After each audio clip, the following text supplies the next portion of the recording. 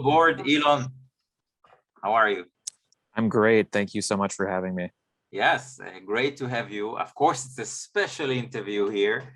You know, I don't get to have this kind of interviews. I actually like it because it's unique, it's different. I guess people are going to remember this interview.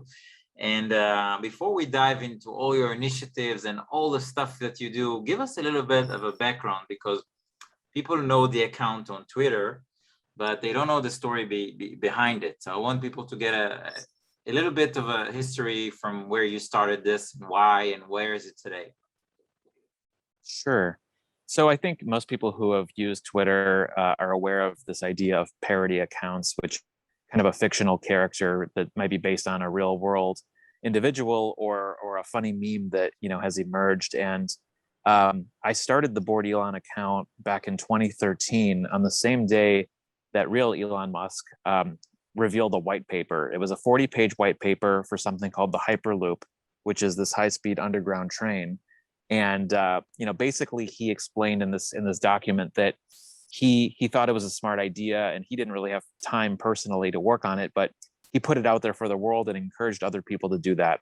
And I thought, wow, what an amazing thing that in his downtime he just pumps out this great idea and basically provides the instructions on how to build it. And I thought that would make for such an interesting character.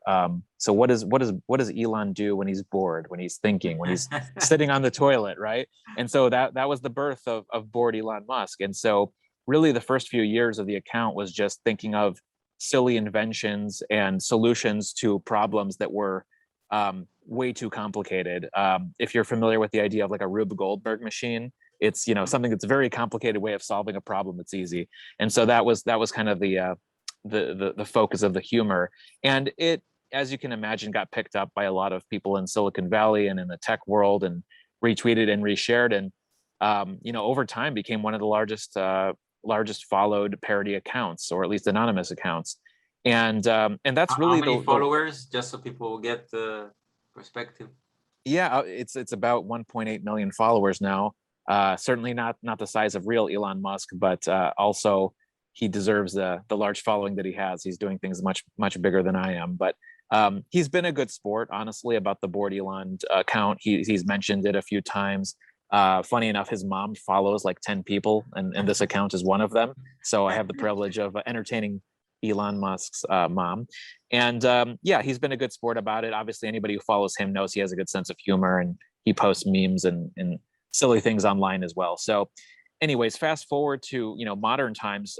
What started off as really just kind of a side project and a content feed has become much more because I dived into the world of cryptocurrencies a couple of years ago, and that opened up a lot of opportunities for me to go beyond just content and using my distribution to actually create products, sell things, monetize, and invest in other people down the road. So it's evolved quite a bit, and I'm sure we'll talk a little bit about that. Exactly. Yes. I was trying to see what are your projects, your initiatives, and I saw several. I saw NFTs, but I saw also the fund that you have. So I'm not sure people actually know. Maybe we can use this interview here so you can tell people about all the stuff that you do, because it seems like you're doing multiple things, and it got my curiosity. So I guess lots of people who are joining right now really want to know. Yeah, I think I guess before we dive into specific projects, I definitely would love to talk a little bit about the power of distribution and attention. So as I've gotten more into the space of investing, a lot of people have been really interested in speaking with me because they see that I'm grabbing the attention of certainly folks on Twitter, but outside of that space as well. Right now, it's very hard to stand out. There's an infinite amount of entertainment and content each day, and so if you can grab attention and you have a distribution channel, whether it's email, a Twitter account, a TikTok channel, whatever, there's a lot of value in that. And I unfortunately didn't realize that until only recently, relatively recently, versus how long the account has been around. But once I started to see that I could influence people and help bring visibility to important projects, that's where I I realized that I could then, turn this Twitter account into something much bigger. So, that in partnership with the idea of being a pseudonym, right? Nobody knows who I am, is kind of interesting. What I'm trying to do is show that this is normal, right? So if you look at the world of video games, people don't necessarily go by their real name anymore. They go by a gamer tag. It might be something silly like Cool Cat 22 or whatever. That's very normalized in the world of gaming, and that is going to become more normalized in the digital world in Web3, where your identity online does not have to be the same identity that you have at work, or that earns you money, or that you fill out on your government ID. You can have multiple identities. And I think, 10 years ago or 20 years ago, this idea of being anonymous on the internet kind of carried some baggage with it. People were thinking you were just doing that to protect yourself from getting caught doing, nefarious things, things that are illegal. And while there are people who are, of course, are doing such things, that's a very small minority. And the vast majority of people who are doing what I'm doing certainly just want to simply separate their IDs, right? Because their real world ID is not bringing that much value to what they're trying to do online. So that's a great thing, I think, and we'll see more of it. The problem with that is if you want to monetize and if you want to run a business as a pseudonym, it's hard to not what people say, dox themselves. It's hard not to reveal who you really are if you're accepting payments, right? So Exactly. if I create some sort of product and I want to sell it as Bored Elon, and I want to accept PayPal or Stripe or credit cards or anything like that, people are going to very quickly figure out who I am, and that's an issue. But crypto changed that, because now people are able to transact with real, with a form of currency or a form of value, and their real ID is not really important to that. What's more important is the reputation that I bring, right? So Bored Elon has a reputation of, being online for 8 years. He's followed by a certain number of people, and certain folks that follow him are very well known. So I have credibility as a pseudonym. And so I've basically leveraged that to now, find ways to monetize. A lot of that is through NFT, non-fungible tokens, and creating products and digital, opportunities and experiences that people like. And the other is through investing in startups and other things that, I see as valuable and that can, provide me with a payoff at some point. So I'll pause there, but I just wanted to kind of, provide a bit of context there. I love it. I think it's super important. Even I saw you in many Twitter spaces, and of course I follow your feed every day, and it's you're educating a lot of people, you're including a lot of people, you're giving the attention for a lot of people in smart thought leadership, and I see it all over. Also clubhouses, and even the city coins that we have Patrick here on the summit. You joined that project, right? Yeah, I connected with Patrick on Twitter, and was immediately interested in what he was building. And I won't try to rephrase the project. I think that he'll do a much better job than I will. But as early as I would say 2014 or 15, I really started to see the value of crypto as a replacement for money. What I didn't necessarily see was how that would start to impact the real world in how we manage our society from like a government standpoint, from a physical standpoint, right? In the real world, how is this going to actually play out?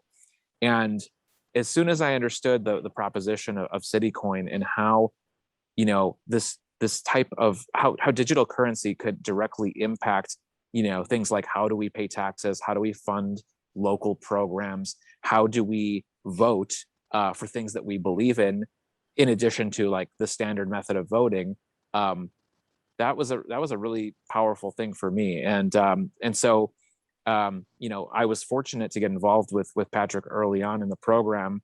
I don't want to call myself an advisor, really just kind of throwing ideas his way and participating in the community just like as anybody else would. And I felt compelled to promote the project, not just because I think there's a monetary gain for me, that's less important at this point, but because I think this is something that needs to exist. And it's more than just like a token, right? It's more than just a coin. There's hundreds of new, opportunities to invest in something every single week But this was a world-changing technology and platform that I see has real potential. So for me, it was an easy decision to get involved and promote it.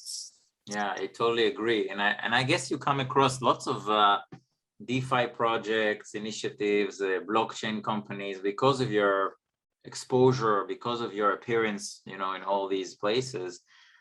So what I learned right now is that you also invest and even more involved than what I knew in some companies, right? Yeah, I have set a goal for myself to become one of the largest pseudonymous investors out there, right? I think, again, if I have a reputation and I have capital that I can allocate and I have distribution that can get a startup's message out to many people, to millions of people, I would argue I'm just as valuable to a founder as any VC might be, if not more. I don't necessarily bring billions of dollars in capital to the table, at least for now, but I bring a lot of other assets. And so fortunately, because of the monetary windfalls of crypto and in particular NFTs, where I've been able to make a real contribution and get paid for it, I've built up a war chest that I can use now to invest in things I believe in. And so, having sort of a board fund, as I'm calling it, is something that's really important to me because I want to fund things that I think should exist in the world. And the focus area really is on decentralization, whether it's communications platforms, finance, identity, gaming. I have a real personal issue with gatekeepers and middlemen who extract value from consumers. And I want to basically fund projects that I believe give equity back to consumers when they're contributing their own time and effort. So that's really the area of focus, with a particular interest in gaming, just because I think it's fun.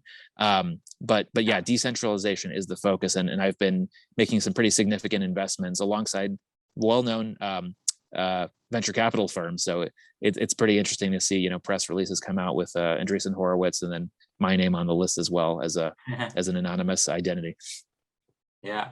Yeah, what you don't know is that we have two people that you and somebody else from Splinterlands, the game, and you are the two speakers on our summit that actually requested to show an avatar, to be shown as this way. And I totally, I love the fact that I think it's actually makes you even more unique. It makes the stock even more interesting. And what you just said about Andreessen is also exciting, that we're seeing, lots of the, brands in this space, in the crypto space. They wanna have you on the board. They want to have you as an advisor. They want to say we are associated with, and I think it's amazing, right? Yeah, I mean, again, it's a matter of what types of things are founders looking for, and an investment, from an investor does not need to just be money. I think if you go to a founder and you say, hey, I'm going to share your company with millions of people, that could be worth more than a check for $50,000 to them. And in some cases it is, where I'm getting equity in startups for no monetary contribution. It's all in kind work. And it's great to just be sort of in the midst of VCs who are really good at allocating capital, but they're not necessarily in the weeds when it comes to the actual companies they're investing in. I spend a lot of my time in Discord servers, on Twitter, having back channel conversations and getting deal flow that many other people don't get. And part of it perhaps is just due to people knowing the reputation of Board Elon online and wanting to share things with me before they do with others, because they think that I might be able to help, influence culture and get their name in front of other people. So it's been a very interesting last year, to say the least. And again, I'm trying to set an example for what others like me can do. They might have, a 9-to-5 job somewhere and do that. And they can have an entirely different identity online where they contribute in wild and amazing ways. And if I can show how that can be done in a positive way, in an ethical way, in a legal way that follows all the rules, I want to do that. I love it.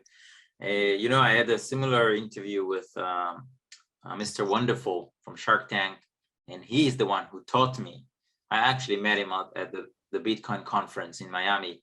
He's the one who taught me that your know-how, your knowledge, your thought leadership is more important than the money.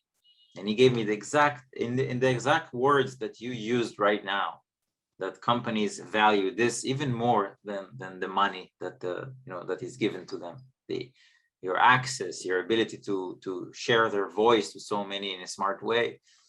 I totally understand that, and I'm sure we have lots of companies and leaders here who are watching you, listening to you, and they would love to connect with you. How do they do that? I mean, I know how I found you, but how do they pitch to you? How do they reach? I think that I'm remarkably accessible, to be honest. People can find me if they want to. It's pretty easy. My email is not well hidden. Obviously tweeting at me or finding me on Discord. I would say I see pretty much every inbound, message from people. I don't always respond to them, but I'll see it. And, I think that anybody who's probably listening to this talk is somebody that I would want to hear from, or I would at least, respond to relatively quickly. So I think within 3 minutes of research, you can find a way to contact me pretty easily. Yes. Tell me a little bit before we finish about all the NFT space that you're involved. You mentioned gaming, but now I want to talk about the NFT, space and like what are you involved in, and how can people see artwork that you support and things like that? Yeah, I'll assume that most people listening are somewhat familiar with the NFT space, but I guess the layer I'll add on top of it is that my sense is that we've reached a point very quickly in society where assets do not have to be physical things to have value anymore. I would say that in a way, NFTs have become kind of like a luxury good. If you think about the amount of money someone is willing to spend on a watch or a car or a piece of clothing, that functionally is not that much better than something that costs 10 or 100 times less. That same logic is now being applied to NFTs, where it doesn't seem absolutely insane to spend $100,000 on a picture of a monkey. So because we've reached that point in society, the NFT space has grown quite a bit. And as we get into a place where people need to continue to sort of show off, flex, if you will, in a digital format where they can't show off their car. Hey, I'm sorry, I'm going to just pause for a second. Do you hear a lot of background noise right now in my? I hear some, but it's totally okay. I hear you better than the background noise. Yeah. Okay, cool. I can kind of just rewind for a second. Sorry, hope I didn't mess this up. So let me just kind of start at an easy spot for you to cut together. So since luxury goods are just like such an obvious example of where people are willing to spend money to show off in the physical space, NFTs have become that in the digital realm, and that's where we're spending lots of time, especially due to the pandemic, where people are not going out as much. So I saw this trend pretty early on in 2021, and not necessarily being like a visual artist myself.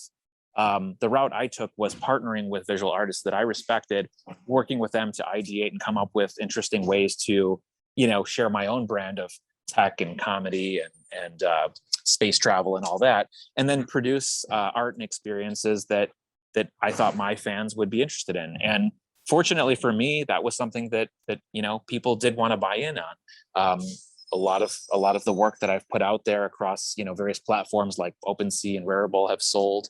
And I think the biggest part, or learning rather from it, is it's not necessarily about the visual itself, or making money. It's about the community. When people buy into what I've put out there from an NFT standpoint, they're welcomed into kind of a country club. They get to spend time with me directly on Discord. They get deal opportunities from me from an investment standpoint. I flag things for them that I spot online, and I connect people who I think should be, who should know about each other. So it's really more about the community that's created.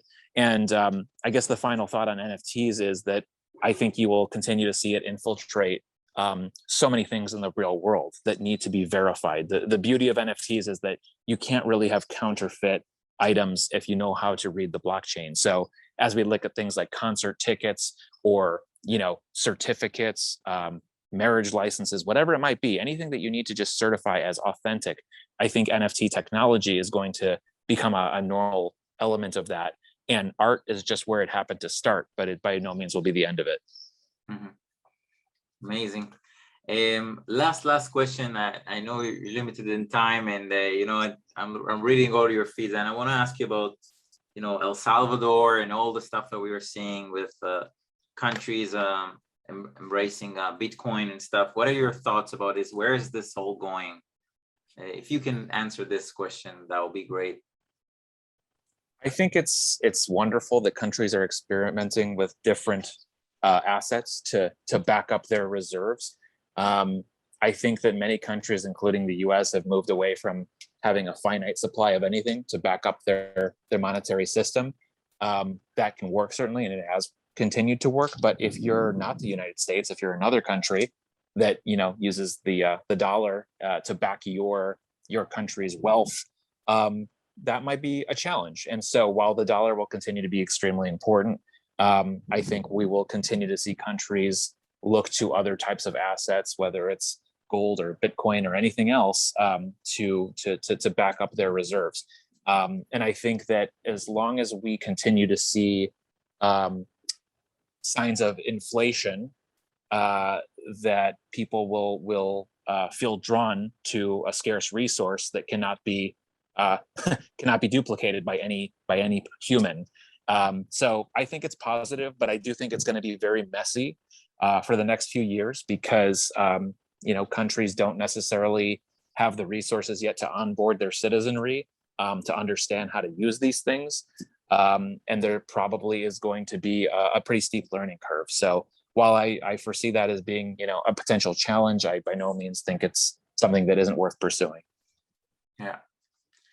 Thank you very much for your time. I mean, I think we're gonna get to do like another interview like this because you're so knowledgeable, and like I have so many things to ask you about this space, and we can give voice to so many of these great companies, as you said.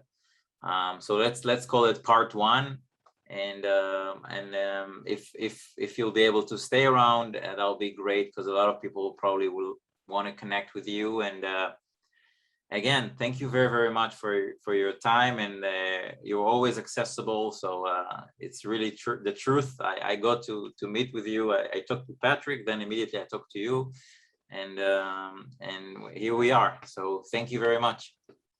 Yeah, it was a pleasure, and I'm looking forward to part two of the conversation. Great. Thank you very much. Bye-bye.